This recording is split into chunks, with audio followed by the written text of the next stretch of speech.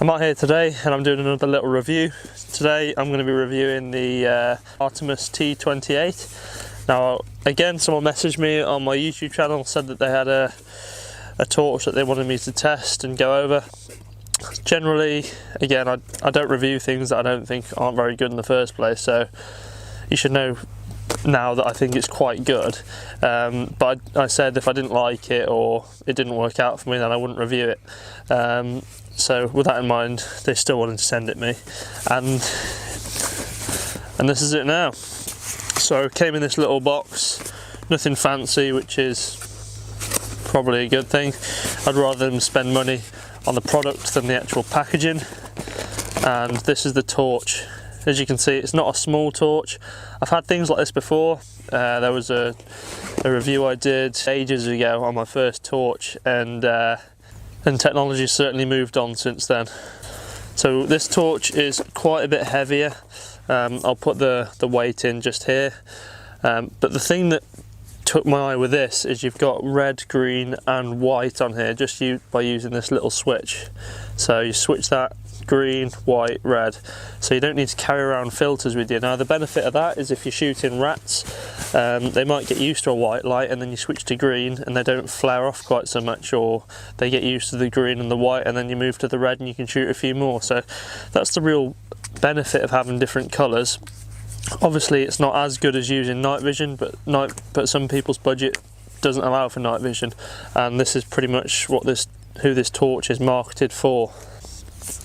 So as well as having adjustment on the colours there, you've also got adjustment brightness on the back just by this spinny thumb wheel here, and you've also got focus adjustment, so you can have a really big flood or you can narrow it down to a real fine beam. So the flood, you can probably see stuff in detail out to, like, I don't know, 15-20 yards maybe, but then if you put it on the really focused beam, you'll see out to about 100 yards. There's a tree in my back garden that I can see, and I can spot pigeons roosting in there. Obviously you're not allowed to lamp pigeons, but I can see pigeons in there, and that's about 85 yards away. So for rabbiting and foxing, you know, 100 yards, bang on.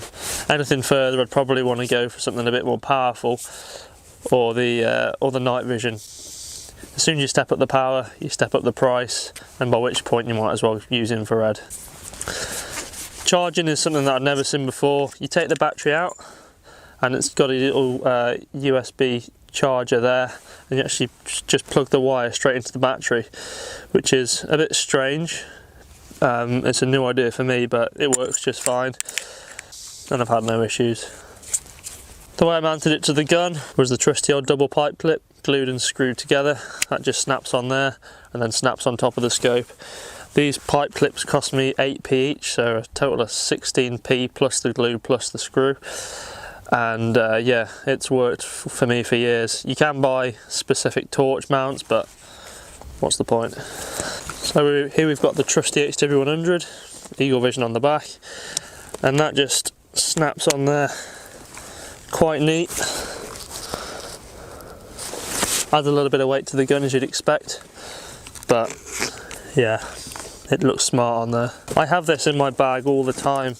It's not so easy for me to have night vision in my bag all the time because it's more bulky, but if I've just got a torch in and I find myself out a little bit later, if we've been roost shooting with the shotguns or something, or with the air rifle, and we fancy doing some rabbiting, I've always got a torch with me, so it's never an issue. So because it's LED, the camera doesn't really pick it up because it's flashing, but you'll get an idea. So it's just white, red and green. You get the furthest distance on the white, and then the second furthest on the green, and you get the least distance on the red. So the red I'd probably use mainly for sort of closer range work, shooting rats around a farmyard. The green and the white would probably be better suited to foxing and rabbiting a little bit further out there. In the box you also get a pressure switch. Now I've had a few torches with pressure switches before and I've never really got on with them, but this is actually something that I have used and it was perfectly fine. You've got an on-off button there, and the adjustable brightness on the two up and down. So you've just got plus to make it brighter, minus to make it dimmer. Pretty self-explanatory. and it's really easy to access when it's on the fore end of your gun. But then again, if it's just on the gun and you don't want any wires, just pressing that button there isn't too much of a hardship anyway.